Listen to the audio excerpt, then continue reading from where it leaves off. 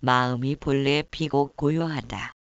많은 경론 오직 마음 밝혔을 뿐이니 깨닫는다면 교법이 무슨 소용인가. 도본원성 불용수증 도비성색 미묘난견 여인음소 냉난자지 불가향인 설야 유유여 내능지 여인천 등유.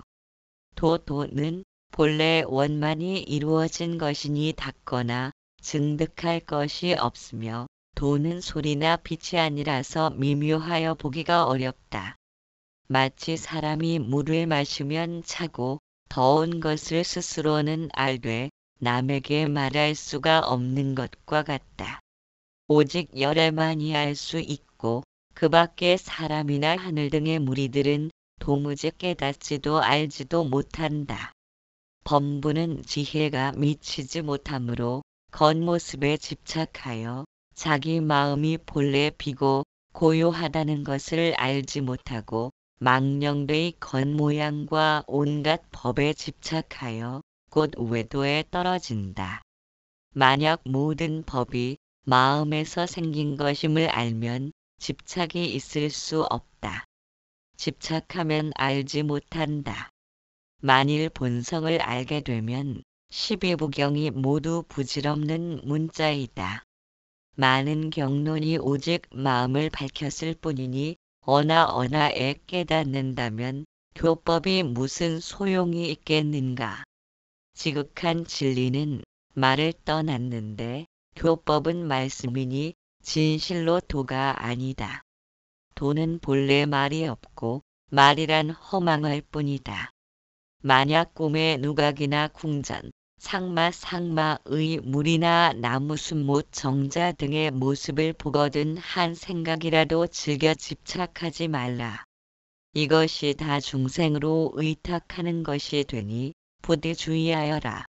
임종할 때에 형상을 취하지 않으면 즉시 의혹을 떨어버리지만 잠시라도 망심을 일으키면 마귀에 말려든다. 법신은 본래 청정하여 느낌이 없지만 다만 미혹된 까닭에 깨닫지도 알지도 못한다. 이런 까닭으로 망령되이 업보를 받고 이 때문에 즐기고 집착하여 자유롭지 못하게 된다. 지금이라도 본래의 몸과 마음을 깨닫기만 하면 곧 습성에 물들지 않으리라. 성인이 범부의 경계에 들어가 갖가지 모습을 나타내 보이는 것은 본래 중생을 위해서이다. 성인은 역순에 자제로워서 온갖 업이 그를 구속하지 못한다. 성인의 지위가 오래되면 큰 위덕이 있어서 온갖 종류가 성인의 지휘를 받아 움직이므로 천당과 지옥도 성인을 어찌하지 못하게 된다. 도는 본래 원만이 이루어진 것이니 닦거나 증득할 것이 없으며 도는 소리나 빛이 아니라서 미묘하여 보기가 어렵다. 마치 사람이 물을 마시면 차고 더운 것을 스스로는 알되 남에게 말할 수가 없는 것과 같다고 하였다.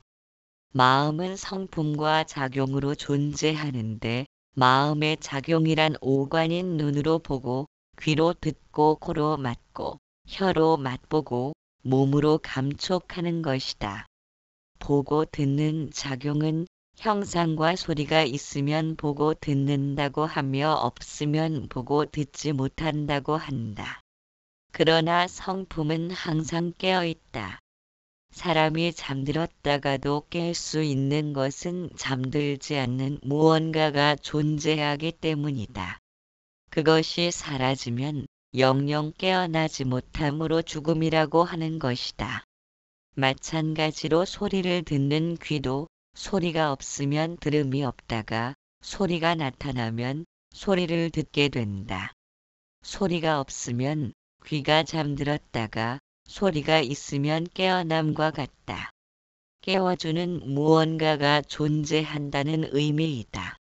눈도 역시 사물이 없는 허공에는 아무것도 보이지 않다가 형상이 나타나면 보이는 것도 잠들고 깨어나는 것이다. 그런데도 우리는 전혀 불편을 느끼지 않으며 아무것도 없는 허공을 보기도 하고 형상을 통해 외관을 보기도 한다. 그러나 눈이 잠들었을 때 깨워줄 무언가가 없다면 안근의 상태는 전혀 이상 없이 멀쩡해도 영영 잠들고 만다. 이와 같이 보고 듣고 맛보고 촉감하는 작용들 역시 대상 경계가 나타나면 켜지고 사라지면 꺼짐을 반복하고 있다. 마치 TV 리모컨을 눌러 채널을 바꾸기도 하고 켜고 끄기를 반복할 수 있음은 전원이 항상 공급되는 상태라야 가능하다. 마음의 작용은 생기기도 하고 사라지기도 한다. 그것은 잠들고 깨어남과 같다.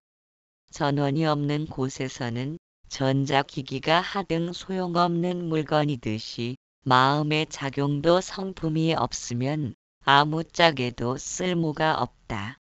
마음의 작용에 대해서는 언어로 표현이 가능하다. 물을 들고 마신다거나 눈을 들어 하늘을 보고 의자를 잡아당겨 앉는 것들은 얼마든지 말로 표현할 수 있다.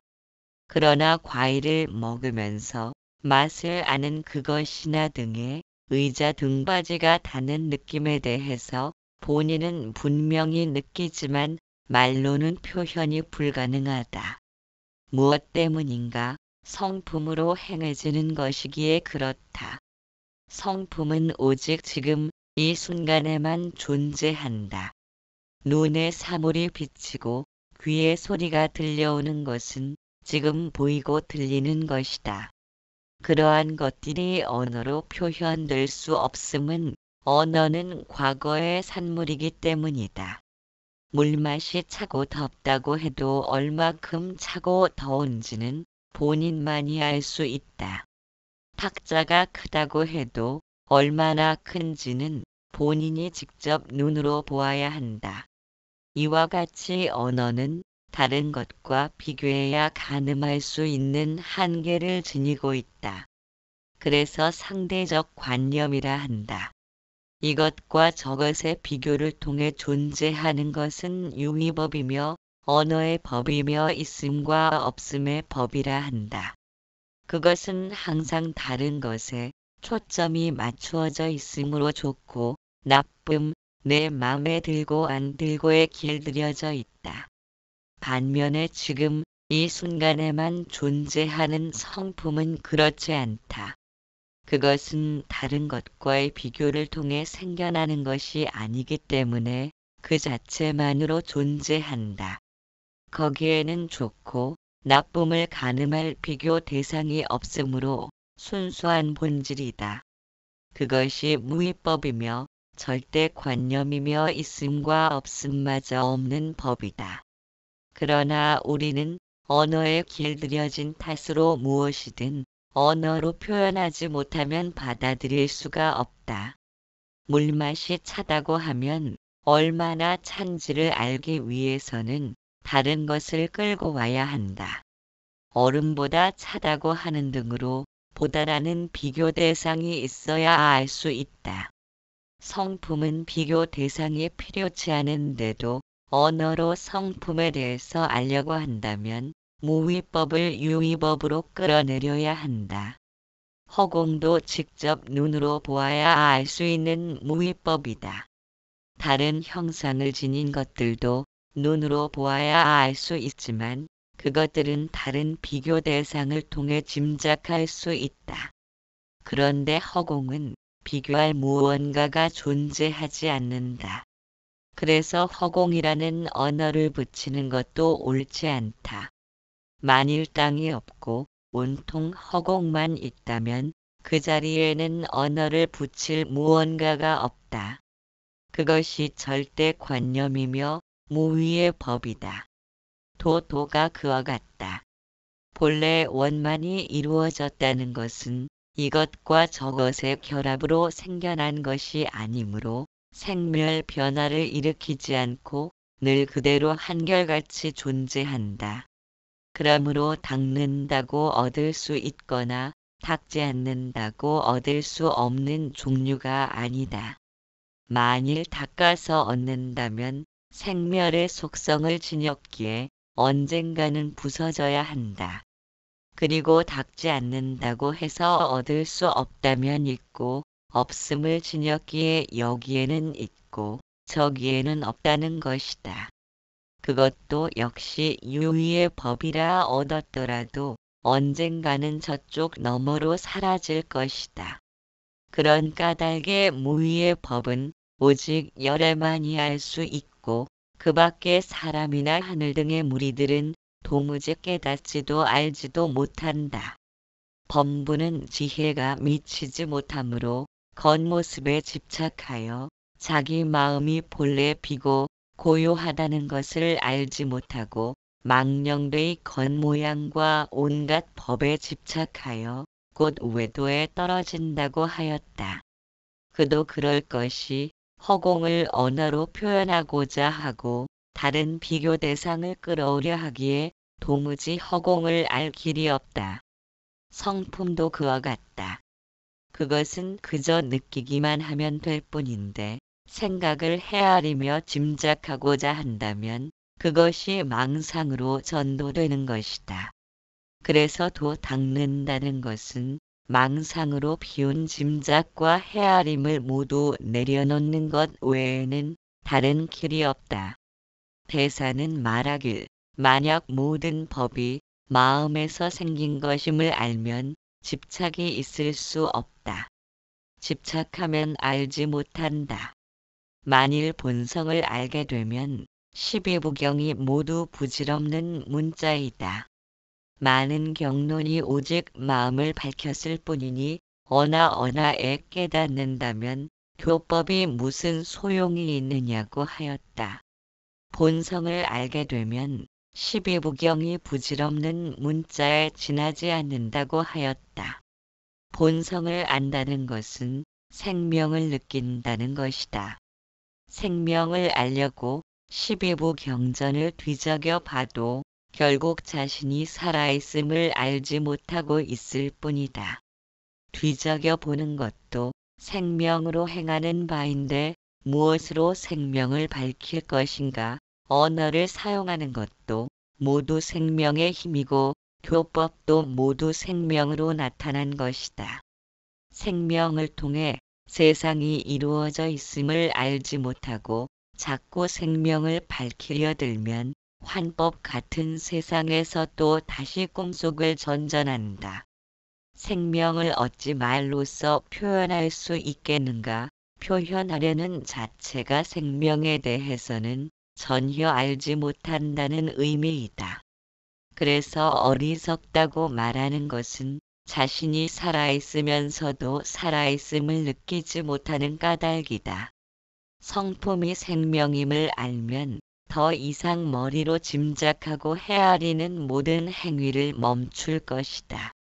그리고 연약한 이파리로 거친 땅을 헤치고 나오는 생명의 위대한 힘을 감사하고 찬탄할 뿐이다.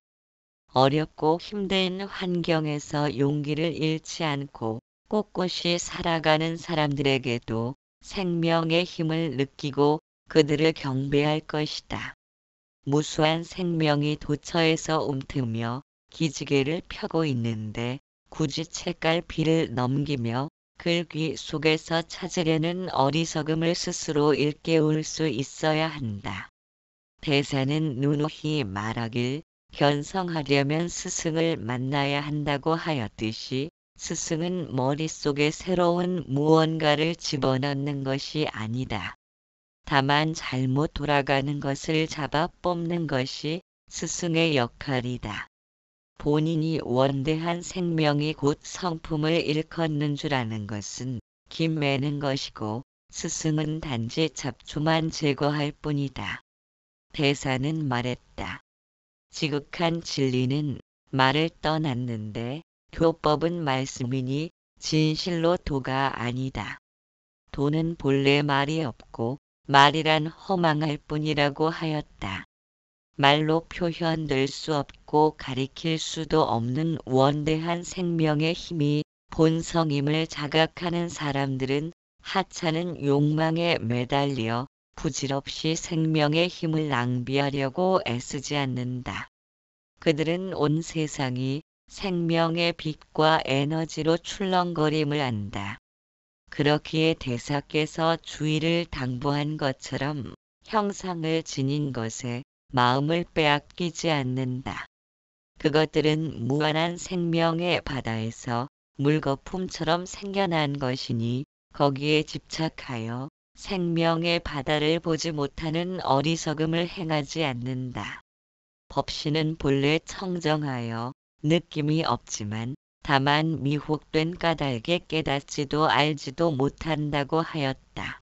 생명을 보려 한다면 생명이 무엇인지를 여전히 감잡지 못한 것이다.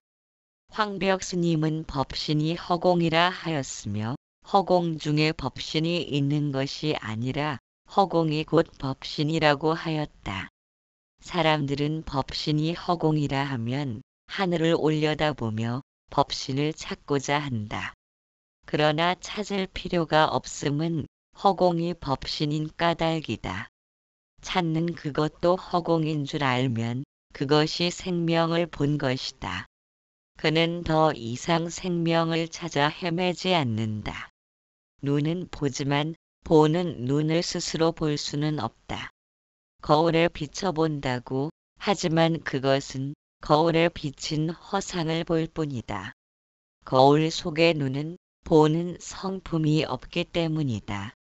다만 지금 사물이 눈의 비침을 알면 그것이 눈을 잃어버리지 않은 것이다.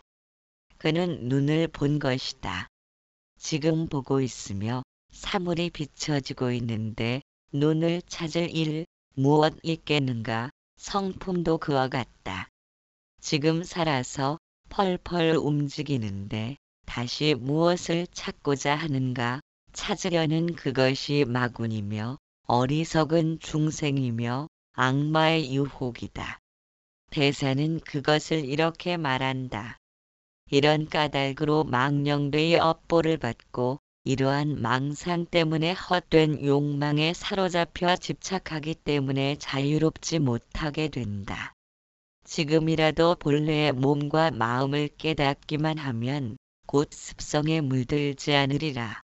성인이 범부의 경계에 들어가 갖가지 모습을 나타내 보이는 것은 본래 중생을 위해서이다. 성인은 역순에 자제로워서 온갖 업이 그를 구속하지 못한다고 하였다. 역순에 자제롭다는 것은 내 맘에 든다고 애착하고 들지 않는다고 원망하는 따위에 붙들리지 않는 것이다.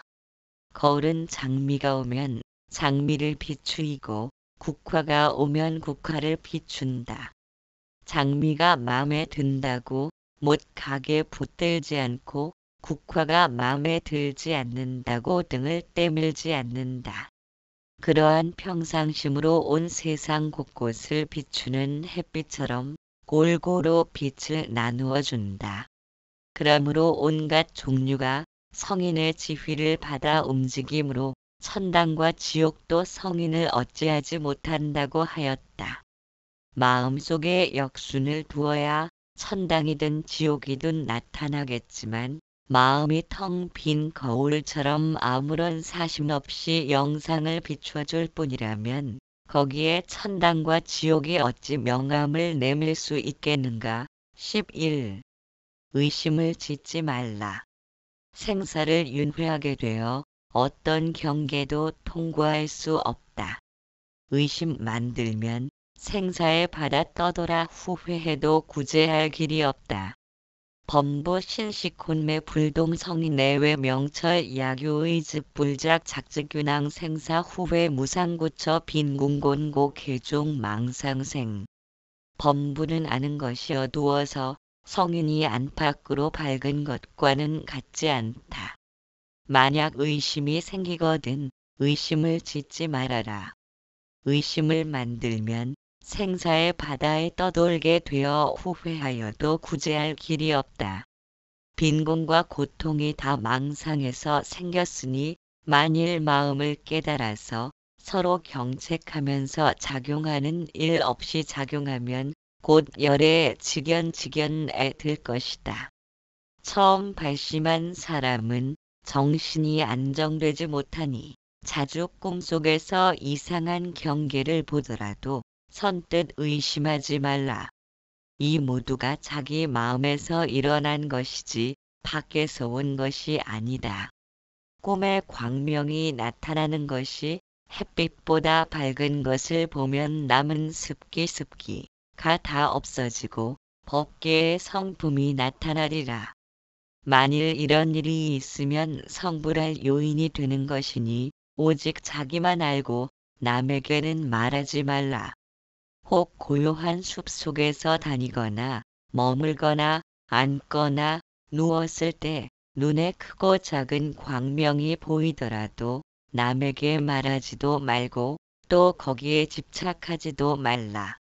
이는 자기 성품의 광명이니라. 혹 어두운 밤에 다니거나 머물거나 앉거나 누웠을 때 대낮 같은 광명이 눈에 보이더라도 이상하게 여기지 말라. 모두가 자기 마음이 밝아지려는 징조인 것이다. 혹 꿈에 별과 달이 분명하게 보이면 자기 마음의 모든 반연이 쉬려는 조짐이니 역시 남에게 말하지 말라. 꿈이 흐려서 밤에 다니는 것 같으면 마음의 번뇌가 무겁다는 뜻이니 스스로 알아라. 만약 본성을 보았거든 경을 읽거나 염불할 필요가 없다.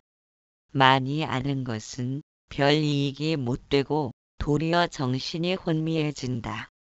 교법이란 마음을 표방하기 위한 것이니 마음을 알면 교법을 볼 필요가 없다. 범부로서 성인의 경지에 들고자 한다면 업을 쉬고 정신을 길러서 분수대로 세월을 보내어라. 성내거나 기뻐함이 많으면 성품이 변해서 도화는 어긋나며 스스로를 속일 뿐 이익이 없다. 대사는 이르길 의심을 만들면 생사의 바다에 떠돌게 되어 후회하여도 구제할 길이 없다. 빈곤과 고통이 다 망상에서 생겼으니 만일 마음을 깨달아서 서로 경책하면서 작용하는 일 없이 작용하면 곧 열에 직연직연에 들 것이라고 하였다. 금강경에서 붓다는 이르길 열에는 증여의 다른 모습이며 열에는 거짓을 말하지 않는다고 하였다. 붓다가 제세시의 왕들로부터 천민에 이르기까지 각계각층에서 믿음과 사랑을 받은 것은 솔직함 때문일 것이다.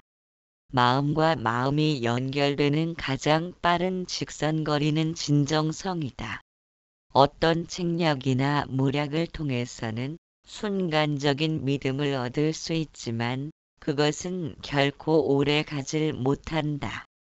불교는 그러한 진정성 때문인지는 몰라도 종교전쟁에 휘말린 적은 한 번도 없었다.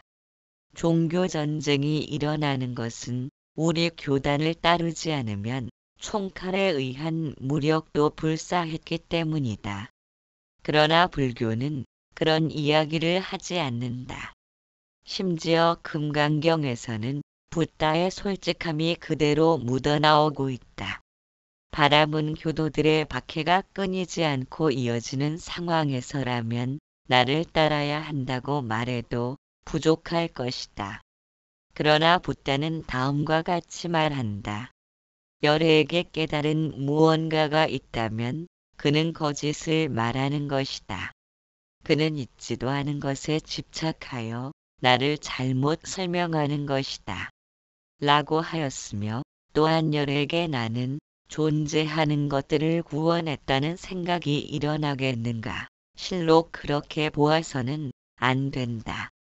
열애에 의해 구원된 존재는 하나도 없기 때문이다. 라고 하였다.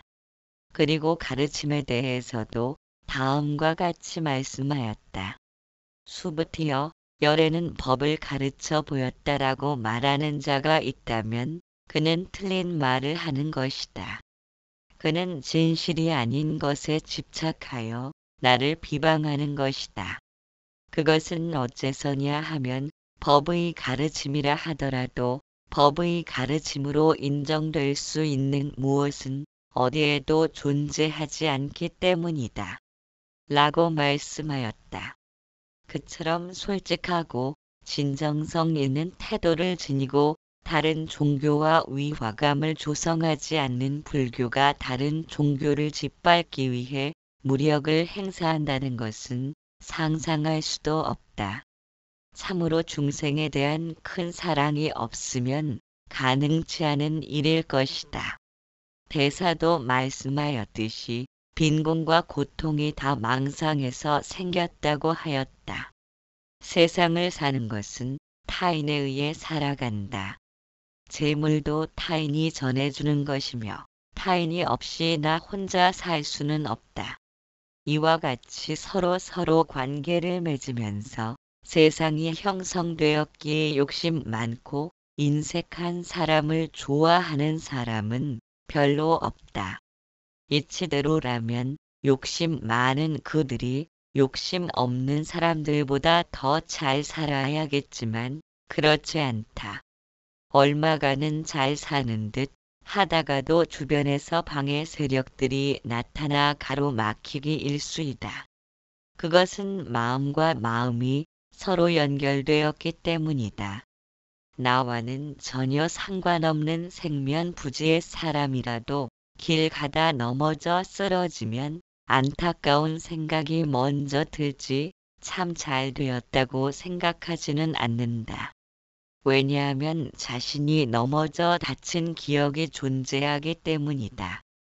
내 배가 고팠을 때 힘없고 무기력한 경험의 기억이 있으므로 남들이 굶고 허기지면 그러한 경험이 떠오르기 때문에 마음이란 서로 연결되지 않으려 해도 그럴 수는 없다.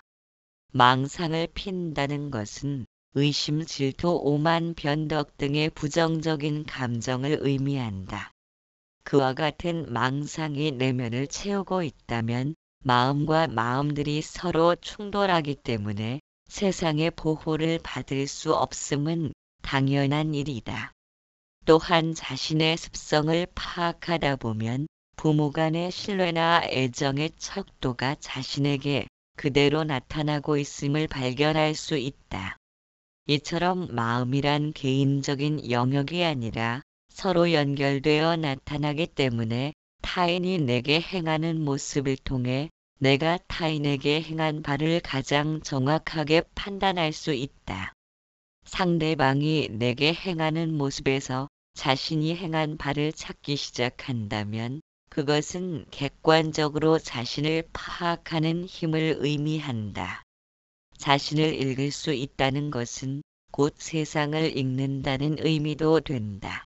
대사는 말하길 꿈에 광명이 나타나는 것이 햇빛보다 밝은 것을 보면 남은 습기가 다 없어지고 법계의 성품이 나타나는 것이다.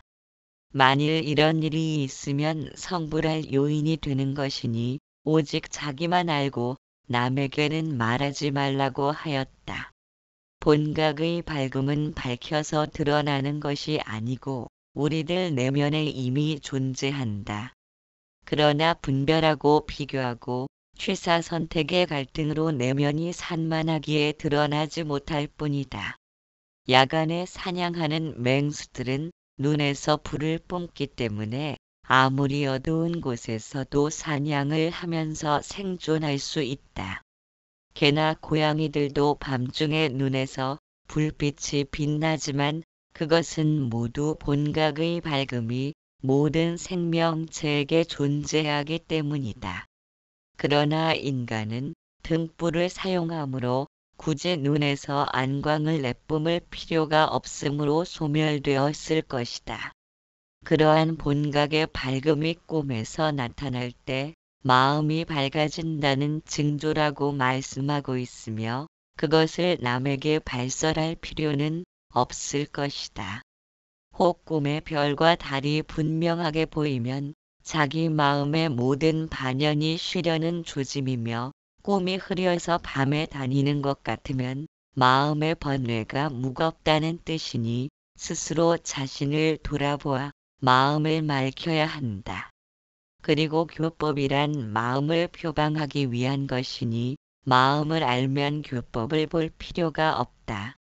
많이 아는 것은 별 이익이 못 되고 도리어 정신이 혼미해진다. 그러므로 성인의 경지에 들고자 한다면 분수대로 세월을 보내라. 성내거나 기뻐함이 많으면 성품이 변해서 도화는 어긋나며 스스로를 속일 뿐 이익이 없다고 하였다. 어느 날 천인이 붓다를 찾아뵙고 말씀드리길, 세존이시여, 세존의 제자들은 깊은 숲속에서 하루에 한 끼만 먹고 살아가는데도 어찌하여 그처럼 얼굴빛이 밝고 환하나이까? 붓다는 말씀하였다. 그들은 지나간 일에 대해서 근심하지 않고 아직 오지 않은 미래에 대해서 반겨 집착하지 않는다. 오직 지금 해야 할 일에만 전념하느니라. 그래서 그들의 얼굴은 근심 걱정 없이 밝고 환하니라. 12.